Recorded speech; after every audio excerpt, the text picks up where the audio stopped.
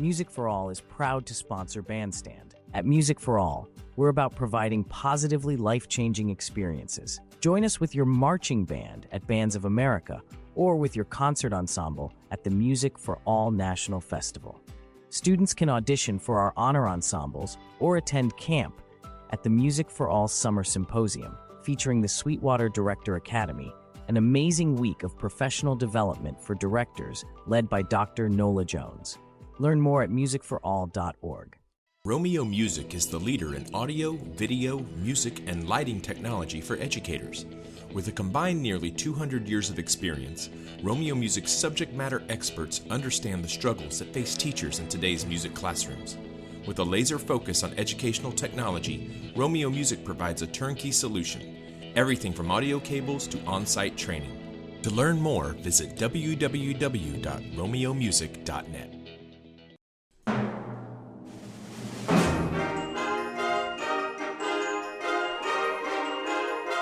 Hello, and welcome to Bandstand, the official podcast of the Tennessee Bandmasters Association. I'm your host, David Aydelott, and I hope you'll join us on a journey through the past, present, and future of bands in Tennessee. We'll delve into the rich history of Tennessee bands, uncovering the hidden gems and legendary figures who shaped the state's band landscape. We'll survey the present, where you'll meet the movers and shakers of today, gaining insights from their expertise and experiences. And we'll gaze towards the future, exploring the exciting possibilities that await Tennessee's school bands.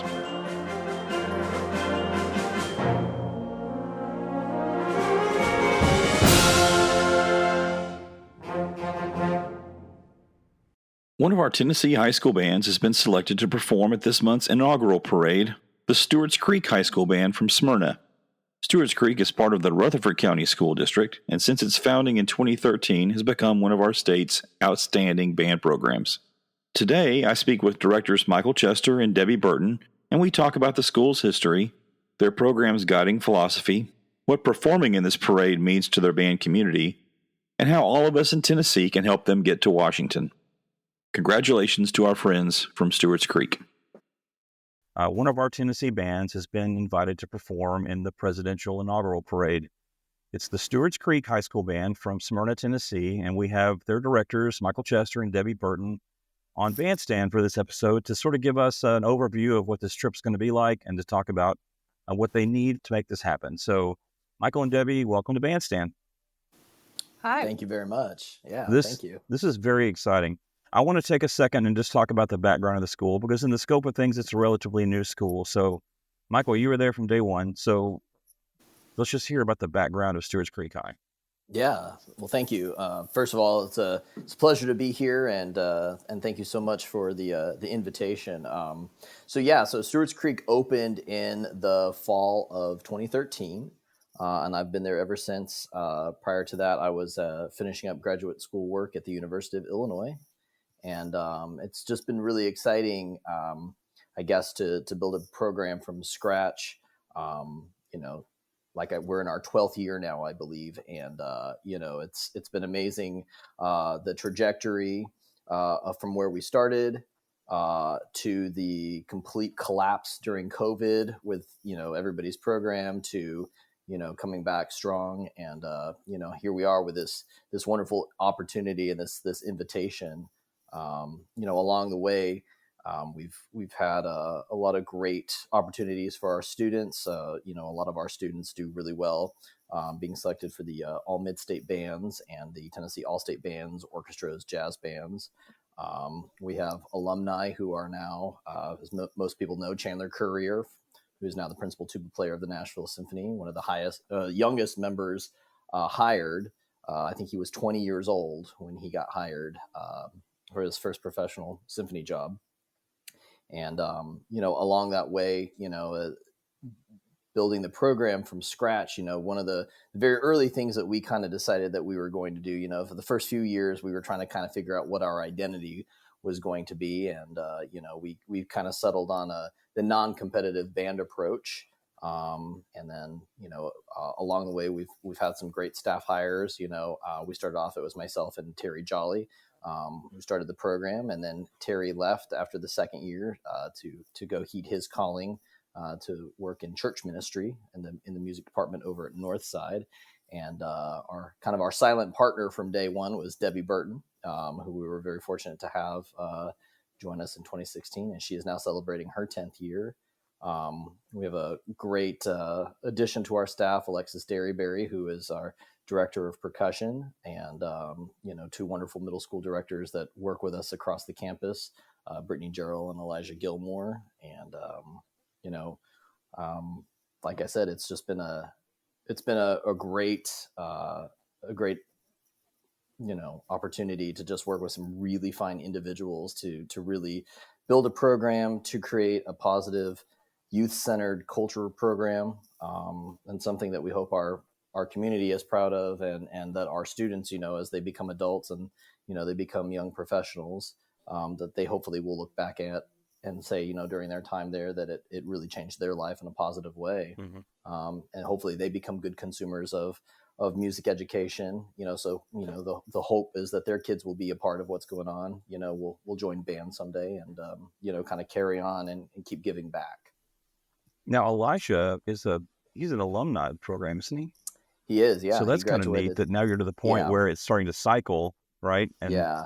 It's kind of one of those weird things, because I think, especially as directors, they go in and, for a lot of those that are listening, those that are long-term directors, that have been with the program for a long time, it kind of takes a while to kind of see, those, I guess, those seeds kind of growing into successful human beings. And it's neat to kind of see all of that, but it takes time, and so that the kind of long-term game is not for the impatient. And most people will know I'm a pretty impatient person sometimes. So, but it's been nice to kind of be able to kind of take a step back and, and kind of see, how the program has grown, since, like our last, I guess we played, TMEA, the Wind Ensemble played TMEA in 2018. And so from that moment on, we kind of felt like we had something really special going on. You might say that your impatience is maybe one of the cornerstones of the band program. There might be a correlation between your level of impatience and, the trajectory of the band. So, Debbie, you were the silent partner, and then you came on in the third year. Let's hear your story, Ms. Burton. Yeah, so right before I came to Stewarts Creek, I was previously working as director at John Overton High School. And when Terry Jolly was going to leave, Michael came and said, "Hey, I think we're going to have an opening. Would you like to come to Stewarts Creek?" And I was a little apprehensive. I'd been at Overton for 11 years. And when you put that much time into a program, it's hard just to say, yes, I'm going to leave. But I knew that there was going to be great opportunities at Stewarts Creek.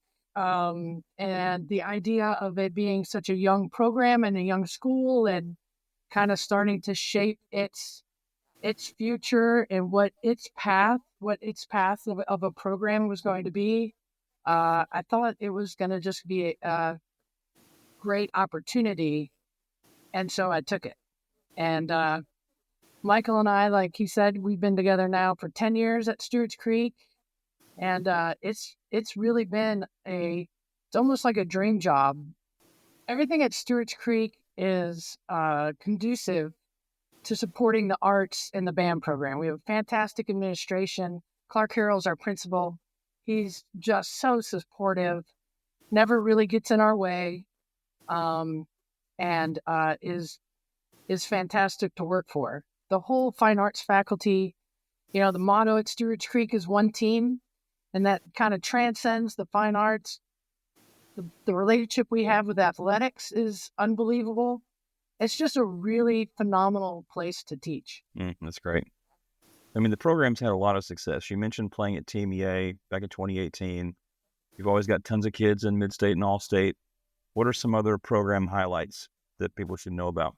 So, I guess one of the things that we were really proud of, out of the gate, I think we were in, I guess this would have been our third school year. Yeah. We ended up taking the band to perform for the 75th anniversary of the commemoration of the bombing of Pearl Harbor. And, that was one of those trips that, it was a performance trip. And, it's like, okay, we're about to take a very young band program now in its third year. I mean, we had not graduated our first full 4-year class yet at that time.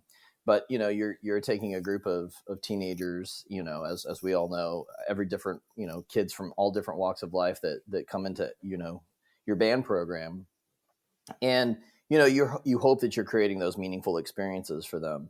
And then now we're like, getting on an airplane and we're taking all this equipment overseas, across the ocean. And, we were having a really good time. And then when it came time for our actual performance, when we did like the wreath laying at the Arizona, and then our performance at the Battleship Missouri, it was something that really, for me, and watching the students, how a performance like that was kind of a life-changing thing. They grew up kind of fast, I guess, in that moment where they realized that like it's more than just about themselves, but that this opportunity to pay tribute, in the reverence of where we were playing at, but then also to think about, the opportunity for them to think about that moment, about giving something of themselves, and then the amount of parents and community members that we took on that trip, watching that band march down as we went to that battleship. We've got that picture. It was amazing to have so much parental support, and so when we had that trip, that was one of those things where it was like, okay, we're kind of onto something here. This was something that was really, really important, and it was educational, and it wasn't just a regular band trip.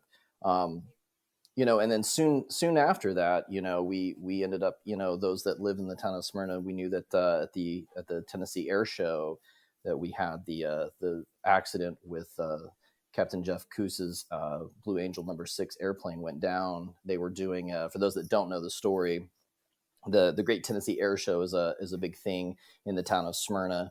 And we have kind of a regional airport that's kind of based over there. It used to be an old Air Force base that was there prior to the opening of Nissan.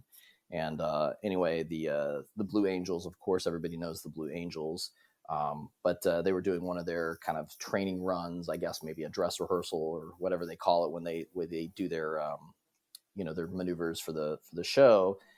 And I guess he lost control of the plane somehow in one of their exercises that they were doing to ramp up for the show the next day. And unfortunately, he crashed his plane and lost his life. And the town of Smyrna thereafter, really came together to decide to create a memorial to honor his life, because where his plane went down, it could have been more tragic, in the sense that it could have gone down in a residential area or in a commercial area and that sort of thing. Yeah, he made a choice to save lives in his last few Right. seconds. A lot of people don't realize that, you had to make that split second decision.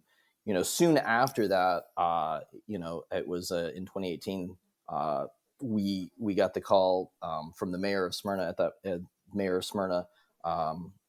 Mary Esther Reed, and had asked if the Stewarts Creek High School band would join the dedication ceremony to the new memorial. And the town got a Blue Angel, an actual retired Blue Angel plane, and it's kind of a really beautiful memorial in the Lee Victory Park. And so anyway, we were one of the groups to kind of open that memorial. And it was one of those things where, when you see the town coming out for something like that being part of history, having those kids there, I remember that day fondly, because I swear to God, it was the hottest day on earth. I mean, and we were even sitting down, we were sitting down, but when the town asks, the band to come be part of those civic opportunities, a lot of times, band directors, we get into our own kind of mode where, we're worrying about the football game. And for those that are competitive, we've got to worry about the next competition coming up. And then, then there's all the myriad of things that come after that, like performance assessment and those sorts of things. But for us, I think that's where we really thought about the identity of the Stewarts Creek band after that point, when we were able to see the type of pride that the town had for those students, and the amount of support and just the warm wishes and that they had for the band, and on top of that, the band members themselves, it changes something in them to be a part of that. So that was a really special time for us, and I think that sort of kind of got us to where we are now. Because again, as a non-competitive band program, we have a lot of the same struggles that every other band program faces. We always need money, and we're always wanting to have as much rehearsal time as we can for things, but we maintain just as much, a busy schedule, just like bands who are competitive. But for us, I think, we were able to get to this point because of those connections through the community. And that to me was something that I think I could take away from, my time at the University of Illinois. When you walk around the Urbana or Champaign area, just in grocery stores or just in the town square and some of the boutique shops, I mean, everybody knows the Illinois band program. It was kind of ingrained into the culture of those two communities. And so to me, a lot of what we're doing here at Stewarts Creek, I feel like, was one of the things that Debbie and I were really adamant about teaching the students, the opportunities to be better and to serve, and putting, service before self. I think those are one of the things that we're really, really proud of for the program. You're such an outward facing band program. Your eyes are cast beyond the borders of your school building. You are intentional about how you ingratiate yourself into the community. How much do you talk to the students about that? Because teenagers are very much in the hunker down mode most of the time. They're so willing just to live in their own silo. And so my experience is they have to be prodded a little bit to think differently. So how much of that do you guys do? Yeah, we do quite a bit. I would say, for us, it's a constant reminder. It starts at the time, from band camp on. I think when we talk to the students, we're very much about trying to teach them to be aware. We use a term in our band program called global awareness, to the point that, the kids actually, they want to meme that kind of stuff sometimes, but it's true. It's being aware of our surroundings, but also kind of always thinking about the big picture. We really try to ingrain in our students the idea that, when you are, at school, and let's say that you do something that gets you in trouble in your math class, well, you're not the math student, you're the band student that got in trouble,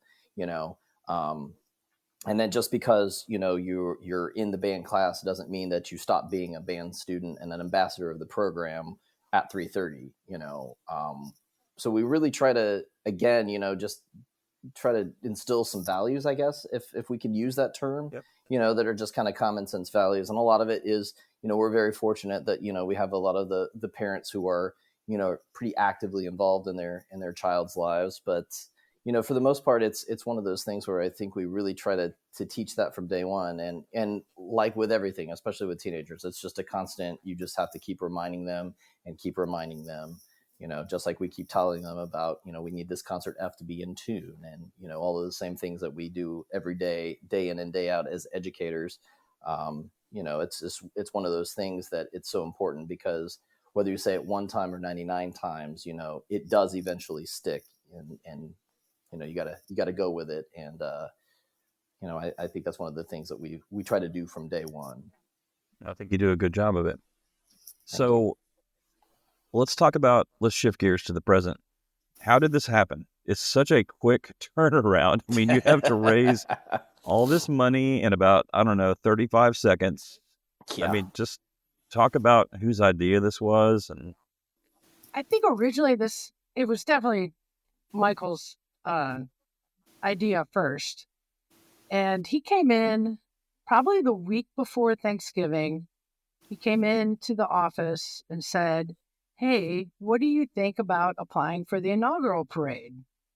And I said, he must have caught me in a good mood, because I said, "Yeah, I think we should do it."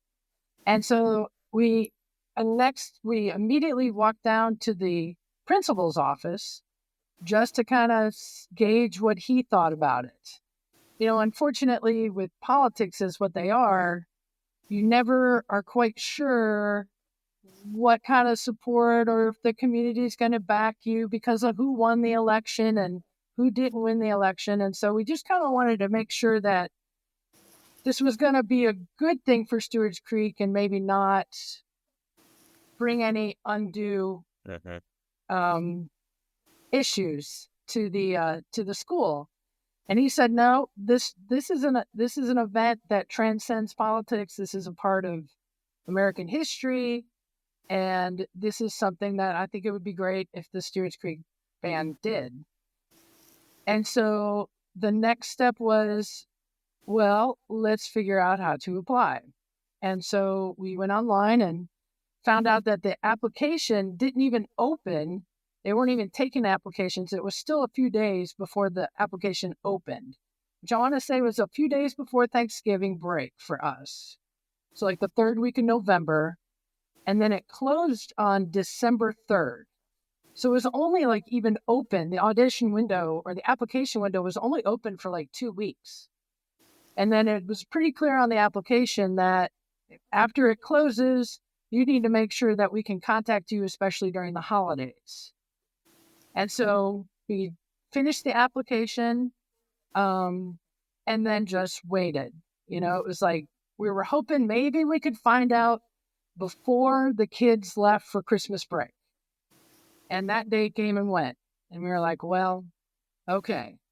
And then we Didn't you guys lose email in Rutherford County for a week too? Like, that's another layer of stress. Yeah. Yes. I mean, yeah.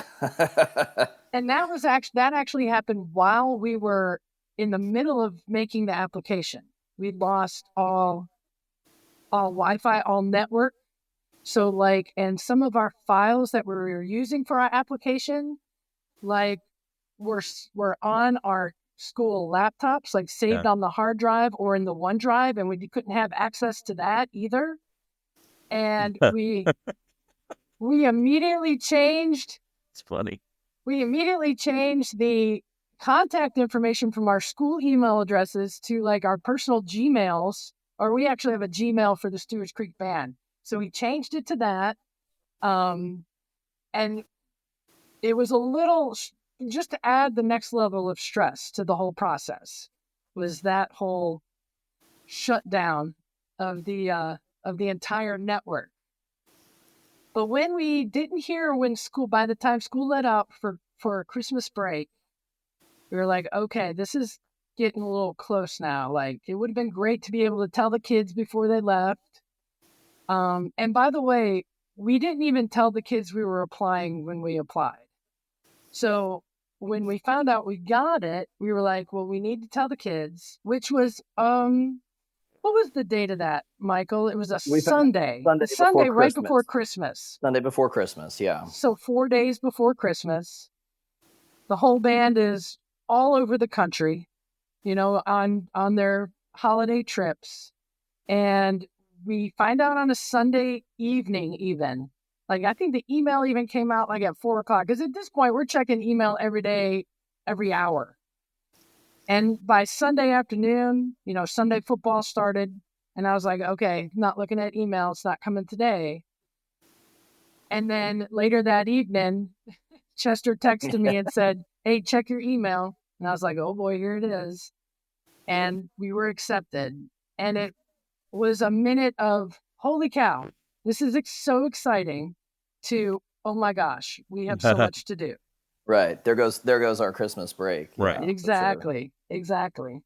So the next day we met with the principal and kind of formed a little game plan on what our next steps were on making this trip a reality.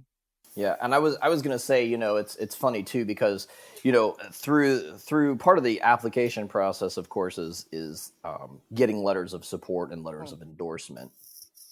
And I think that was something that we were really trying to think about.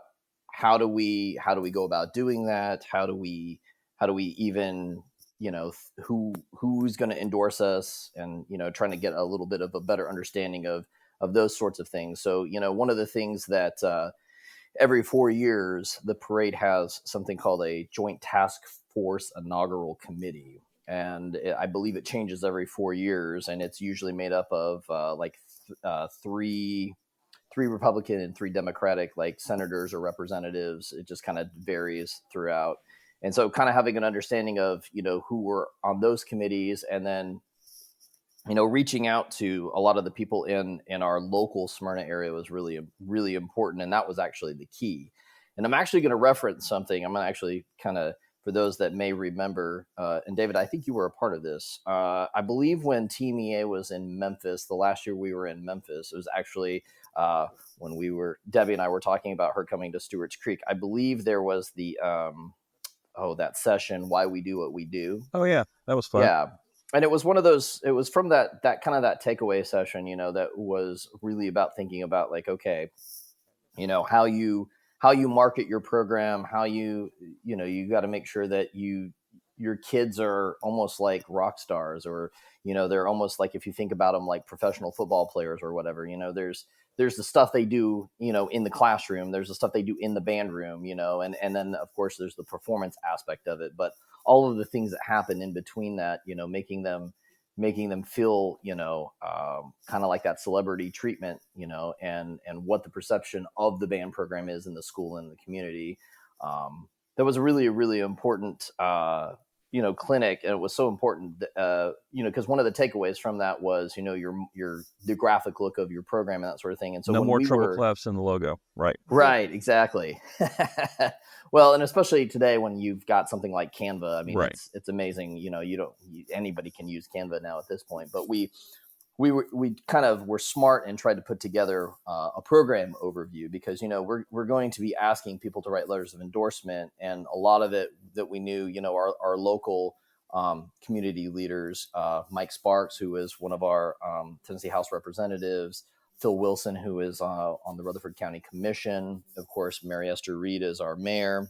They come to performances, and, they see the band, perform on Friday nights. And, a lot of times we'll invite them to come to watch us at performance assessment at MTSU. But, a lot of times they don't maybe know the ins and outs of the program. And so we put together that program overview just so that people could look at it just at a glance, and also knowing that when we were applying to get letters from Senator Haggerty and Senator Blackburn's office and Representative Desjardins' office, we knew that, those are obviously some politicians who, at least on the national level, have some weight. And so, a lot of times, that document that we created, is being passed around from staffer to staffer. So we really wanted to make sure that, if we're asking for a letter of endorsement, that they could look at it real quickly and realize, okay, this is a program worth endorsing. And right. So those kinds of things are so important as part of that application. Okay. So what does the trip entail?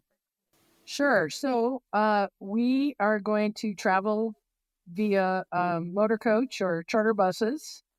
The parade is on Monday, the 20th. And we're going to leave on Sunday, the day before, early in the morning, which, by the way, that is also our Mid-State Honor Band weekend. And so it would have been maybe nice to be able to travel earlier, like maybe on Saturday, to get up there on Saturday. But,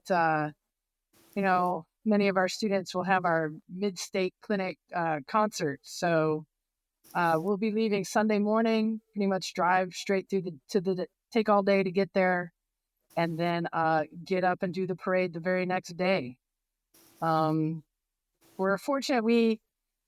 When we started the application process, we reached out to the tour company that we usually travel with, and that's Gateway Tours. They're based in Minnesota, just to let them know, like, hey, we're applying for this. Don't know if we're going to get it, but wanted to let you know. And so they kind of started the process of like specking out hotel rooms and kind of putting a hold on some rooms as a just in case. And so that was kind of already in process, like an itinerary for that was kind of already in process, because hotel rooms in DC are a little bit like hotel rooms in Nashville now. They're already pretty expensive, and now you put this event at the same time, and they're incredibly expensive. during the inauguration time. And so to kind of get the head start on that, I think was really valuable to the cost of our trip and the trip itself. We originally thought that we would just go up there, do the parade on Sunday, and come home on Tuesday. And then the more we kind of talked about it, it was like, this is such a special event. And DC is such a historic place, our nation's capital, that we're going to do an extra day. Love it. And do some sightseeing. Arlington Cemetery is definitely on our agenda. We're going to try to get a Capitol tour. But right now, everything's a little bit in limbo because nobody really knows what's open the day after the inauguration. Like, is the Capitol even open for tours that day? And so, right now it's January 4th. And so we're still in the next few days going to be working on those items. It's wonderful. I mean, my first band as a band director was my first year. And we went to Washington. I took the little Lexington High School band up there, Nice. And this is 1993, this spring of 1993. And we were going to the White House, and we were parked near the Washington Monument on the mall, kind of waiting to get in the queue for parking. And I was in the front bus. I think we had two buses. So I was in bus number one. And all of a sudden, we see the Secret Service detail come running down the sidewalk in the mall. And then there goes President Bill Clinton right there next to the band buses, and the kids are all like waving and stuff. It was so cool to see President Clinton. I mean, he had just been inaugurated, and it was memorable. It was a great trip for us, and you guys did Washington just like last year, 2 years ago. Yeah, it was this past March, and that was one of the things too. Kind of while we were there. It was kind of one of those things where, we're sort of scoping it out just as a potential, like, maybe this might be something, worth looking at, because again, these types of things, with these parades, you put applications in all the time, and, it's just kind of, sometimes it's just the luck of the draw, so, to be able to kind of already have a little bit of knowledge as far as the area and that sort of thing really kind of helps us as we're planning for the trip now, for sure. Okay, so what about the performance? I mean, are there specifics about what you can play as the leader of the free world is being celebrated in that moment? You're not playing Louie Louie, I don't imagine, marching down the street. No. Part of the application process was they wanted to know what you were going to play. And so we were like, well, we're going to play something patriotic. And we have an arrangement of, it's kind of like a medley. It's a mashup, if you will, of America or My Country 'Tis of Thee with Your Grand Old Flag. And we played it in Pearl Harbor. Anytime we have to do anything patriotic, we play that song. It's written well, and the band sounds good. It's a good arrangement. And so we put that down as that this is what we're going to play. But also in the application process, they didn't specify like what they wanted you to play, but they had more things of what you can't play. Like no bands are allowed to play any of the service band songs because most of the service bands will be in the parade. And so they'll be dedicated to them. You can't play the Star Spangled Banner, and you can't play Hail to the Chief, which I thought was interesting as well. So since we put in the application, though, Chester and I started talking about, man, we should really play a state song. Like, we should include a state song in our parade route as well. And so, I don't know if people know this, there's like 12 state songs that the state of Tennessee has. And there's only 2 of them that I recognize or that anybody in the world would recognize. One of them is the Tennessee Waltz. And the Tennessee Waltz, I mean, we could do some sort of arrangement in either cut time or 4/4 time to make it march-like. But at that point, we thought, well, nobody's going to recognize it at that point. Are you going to play Rocky Top? So we are adding Rocky Top to our parade route, yes. I could see it coming. Well, it's coming around the corner. Yeah. And it was so funny because one of the things that we did actually, is we actually had reached out to John Zasterpill over at University of Tennessee Knoxville, who we also had write one of our letters of endorsement. As we got to talking more about it, we thought, okay, well, let's reach out to Dr. Zasterpill to just see, like, hey, we want to play a state song, and based on the list of songs, most people are going to know or recognize Rocky Top, but the last thing we would want to do is cause any kind of trouble for the University of Tennessee at Knoxville. We have a great working relationship with him and Mike Stewart and that whole entire band staff over there. So, we wanted to know, like, we'll pay for an arrangement, or we'll make sure that we get the rights to it. We'll do it the right way. But, we kind of put it on his radar, and, because I believe that song has been played at every inauguration. So we wanted to make sure that, like, okay, now this band from Smyrna is, for the tradition that it is, as far as state songs being played at the inaugural, we didn't want to break with tradition. So, going back to, bands from Tennessee that have played the inaugural, I also want to shout out to Dr. McDonald over at Tennessee State University. They had a unique situation, I believe, when they played. It was actually for Biden's inaugural, but at that point, unfortunately, we were still dealing with the ramifications and realities of COVID, and so theirs was like a virtual performance kind of a deal that they had set up there. As the whole world kind of had to pivot to still doing these things, but trying to figure out how to do it in a way that kept everyone safe and that sort of thing. So. Yeah, TSU actually also marched in Washington. I think it was for Obama's first inauguration. They were in that parade as well. Yeah. So there's a few bands that have played in Tennessee. That's exciting. You get to join that illustrious crew. That's great. Okay, so let's get down to brass tacks. It's a lot of money to turn around in less than a month. Yeah. What do you need, and how can people help?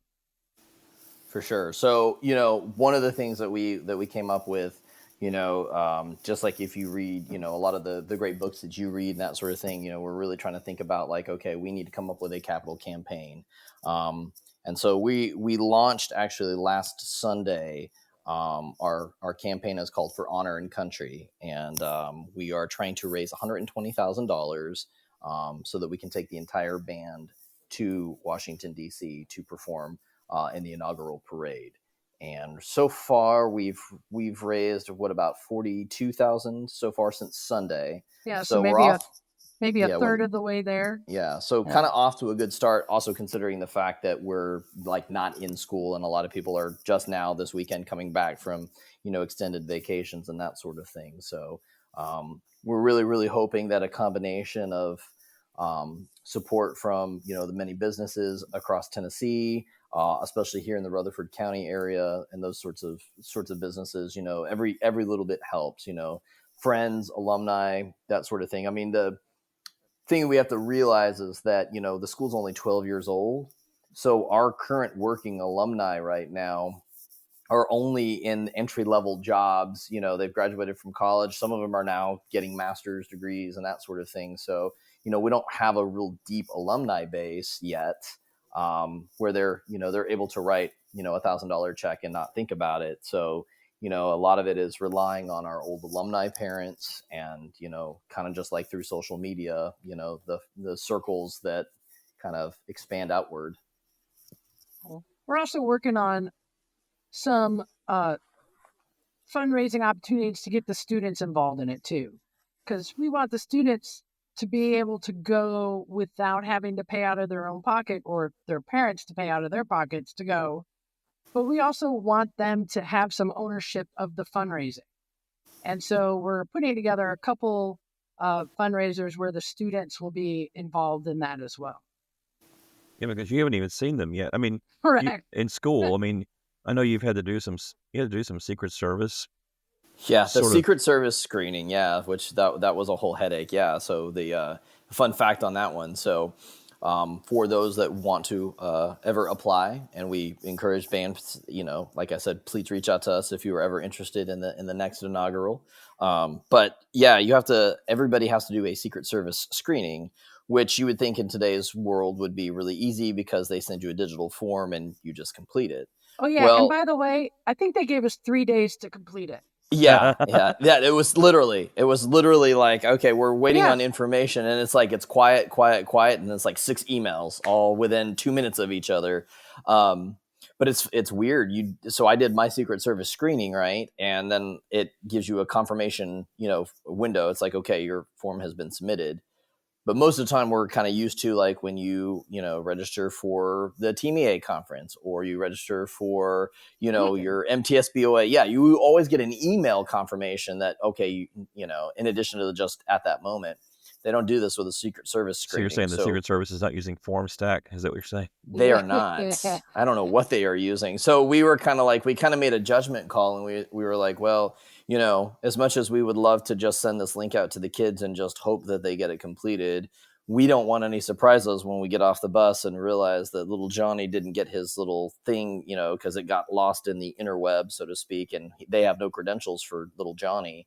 The time to find out about that is not when we're getting ready to get off the bus. So we actually ended up working with our technology teachers, and we set up laptop stations with working Wi-Fi last week, and it was great to see so many of the parents and the students, take time off their break, come in, understood the importance of getting it done.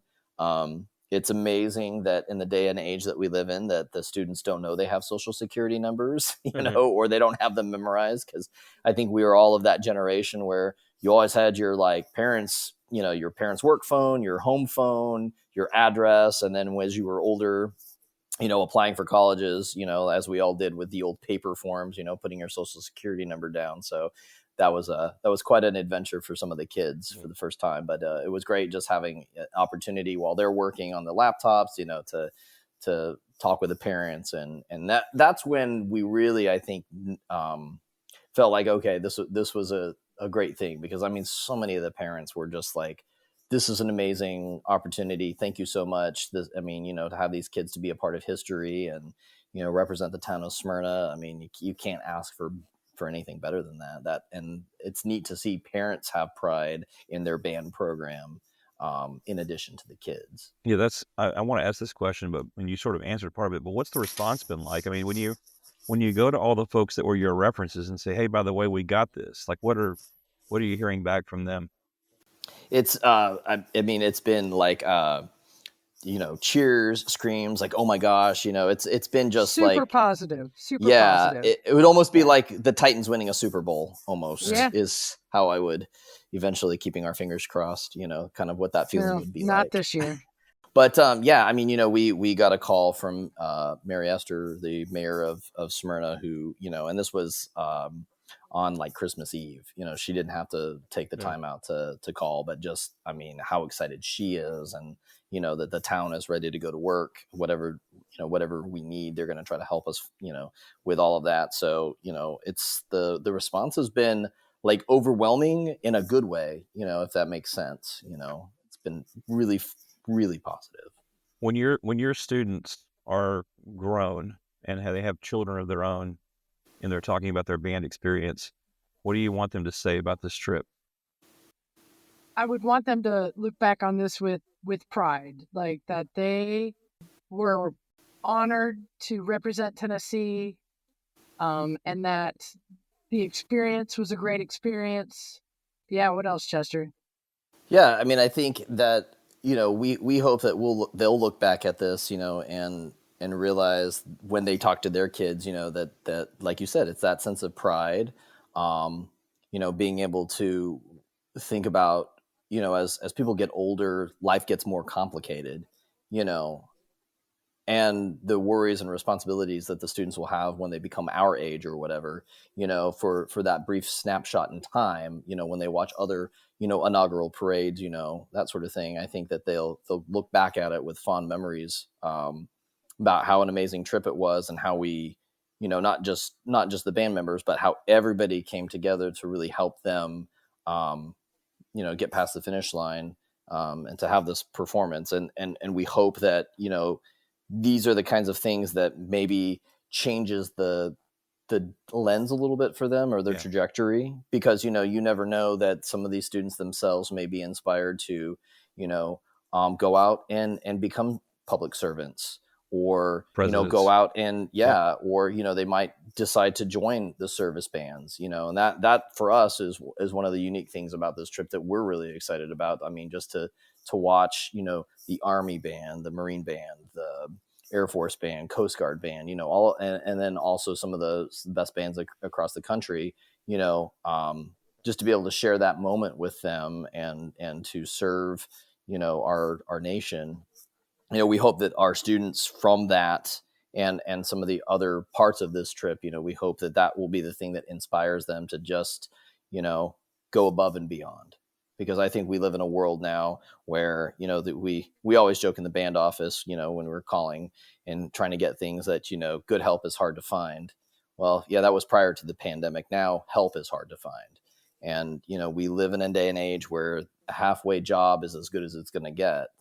But as band directors, as we all know that, and as music educators, we know that, 50% of something, 80% of a piece, learned is not great, and it has to be that work ethic that you teach to get to that 100%, So I think that's kind of what we hope, for our students. I mean, how many inaugurations have we had? 60, 62? Yeah. 60. Something like this? That many? So your kids are a part of something that's double digits. Yeah. In the history of our country, Mm-hmm. all the millions of people that live here, all the generations. I mean, that's such a small, tiny sliver of folks that have been able to participate in something like this, and your kids are going to be able to do it. That's incredible. Yeah. And like I said, we were also, one of the things that we were really, as we were talking about, the planning for this trip and that sort of thing, we're really blessed that we've got a great audiovisual teacher at our school, Chris Bissinger, who we're actually taking on the trip to be our official videographer.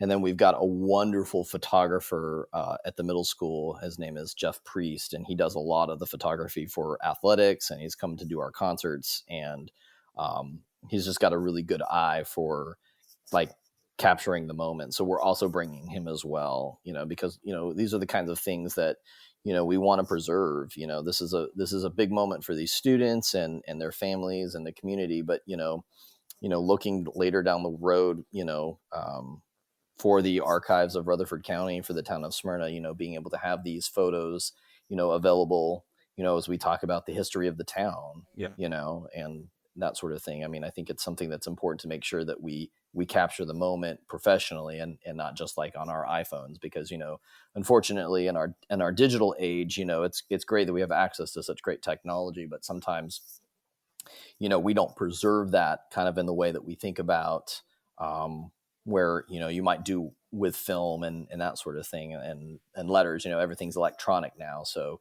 we don't have that. We don't have as much access to history like we did in the kind of, I guess, the old school days, if you will. Yeah.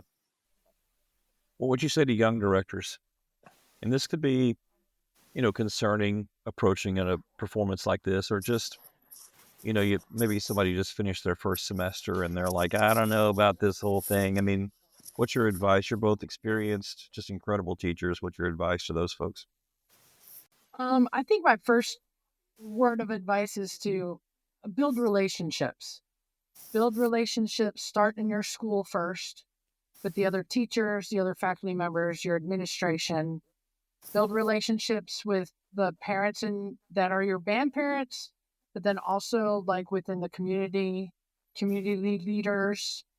It's different for everyone. If you're in a town where you're the only band program, the only middle school, the only high school in your town, some of those become a little bit easier than if you're working in a major metropolitan area. But start building those relationships and keep everything positive for your program. That's where I would start first. And I think that also just helps you personally. We all know our job is stressful. Like there are probably more days than not where I don't want to say hate our job, but there are days that we hate our job. And when you have better relationships with people, that's one less area of your job to be stressful about. What else, Chester? Yeah, I mean, I would totally piggyback on what you said. It's about the relationship building, because I mean, and this is, this trip, this opportunity, this invitation is a prime example of creating those relationship, and not just establishing those relationships, but also nurturing those relationships.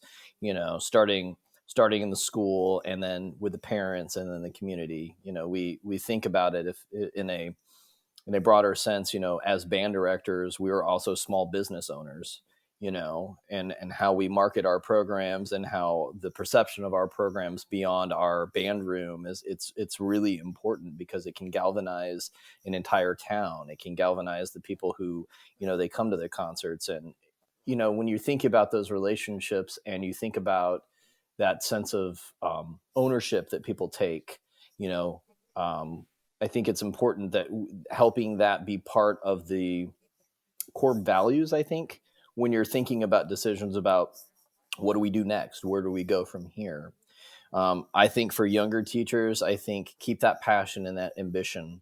I mean, whether it be Macy's, whether it be Tournament of Roses, whether you want to win, Bands of America Grand Championship, or Contest of Champions, or whatever that might be. I mean, like I said, that success and that ambition and that drive is going to be different for everybody.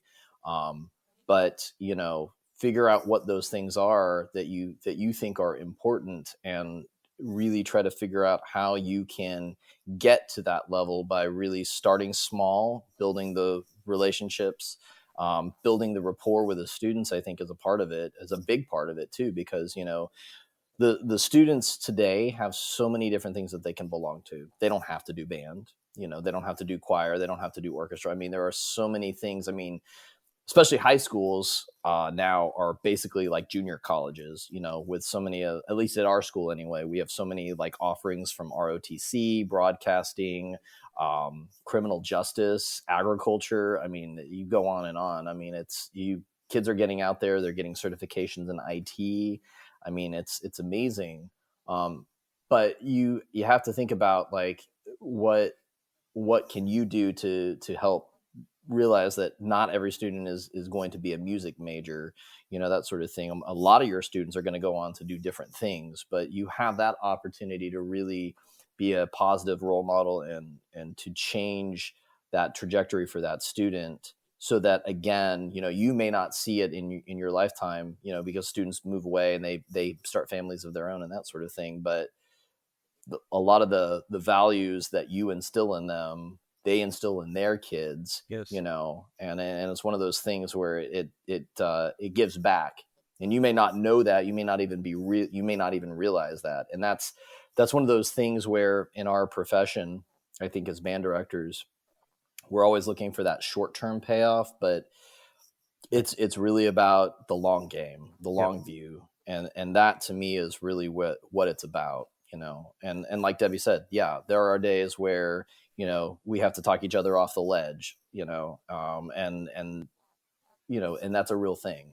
So I would also say to those directors who are not fortunate to have somebody that you work with to pick up a phone or send a text message, or I guess through social media, like where they direct message each other. Sorry, we're social media. They're called DM. Thank you. Yep. Yes. But, reach out, go grab a beverage, or just, ask like, hey, can I just come to your band room and like hang out for a day or something like that? More willing than not, people are always willing to lend an ear, lend a hand. We're not an island unto ourselves. So I think it's really important to network with people, and don't be afraid of that. I was just going to add to, like, I think directors need to be less prideful, maybe more humble, and not afraid to reach out, like Chester was saying, to other colleagues, but also to seek help where they are, where they need it. Seek help in the areas where they're not strong yet. We talk to our students all the time about, striving for excellence. One of my big jokes, it's not really a joke, but I tell the kids all the time, I said, I just want it to be perfect. And then I tell them, now understand it's never going to be perfect, but it's that we're always striving for that. And even when it's already very good, we're always striving to be even better. But I'm not a new teacher. I'm not going to say exactly how old I am, but just know it's more than 20 years, but less than 30. So I've been teaching a while, and even just my personal growth in the last 2 years and part of that was coming out of COVID, but 2 years ago, I'm a better band director today than I was 2 years ago. Like, even my skill set is still improving because I'm still going to clinics. I'm still listening to people. Chester finally talked me into a harmony director, and that's made wonders of difference in my development. I love that I was a part of that conversation. Absolutely. I know, right? So you never stop. You never stop. That's great. You never stop striving for excellence. Good. Well, congratulations to the both of you, your students, your parents, your whole community. I can't wait to watch you in that parade. And personally, Renee and I we're going to contribute as well. It's something that's very important to us. Renee and I actually, I believe this is still true. We own the least expensive all brick home in the Stewarts Creek district. So I'm going to go up and down my street and knock on doors and that'd be great. Get our neighbors to jump in on this too. So, and I hope that can happen across the state too. Just somebody that's in, someone that's in East Tennessee or West Tennessee, wherever, just, $10, $15 can go a long way towards sending these students to participate in this incredibly memorable event and parade. So absolutely. So, again, those that are looking for it, those that are willing to help or willing to ask your band parents to help, or, like I said, we're all kind of in this together. But our is there a link, website, Michael? There is. Yeah. It's support schsband.com. And then that will take you to our online donation platform. So again, that's support schsband.com. And like I said, we could not thank everyone enough for this. This is an honor that we're so proud of the students, but we're also very lucky to work with such great colleagues and friends across the state. So it's kind of like a shared honor, that we get to be the ambassador for our state, and something that we don't take lightly. And, we got to this point, like Debbie said, by, going and watching, all of you guys that mentored us, for this moment to happen. So, like I said, this is a win for everybody. And, we could not thank our friends and colleagues for all the wonderful well wishes and emails and text messages. It's been truly overwhelming. It's wonderful. Good luck. I hope it's not too cold. Yeah, exactly. Hoping for warm weather. Absolutely. Thanks for listening to Bandstand. Bandstand's mission is to build a stronger, more unified band community in Tennessee by fostering meaningful conversations about the past, present, and future of school bands in our state. If you have topic suggestions or need to get in touch with us, email us at tbabandstandpodcast@gmail.com. Your input is important to us, and if you have a topic you'd like to discuss about the past, present, or future of Tennessee bands, please let us know. Again, that email is tbabandstandpodcast@gmail.com. Right now, we're broadcasting on Spotify, YouTube, and Apple Podcasts, so please subscribe, review, and rate Box 5, please. And if you find something interesting or helpful, please share this podcast with your friends. Bandstand is proud to be sponsored by Music for All and Romeo Music.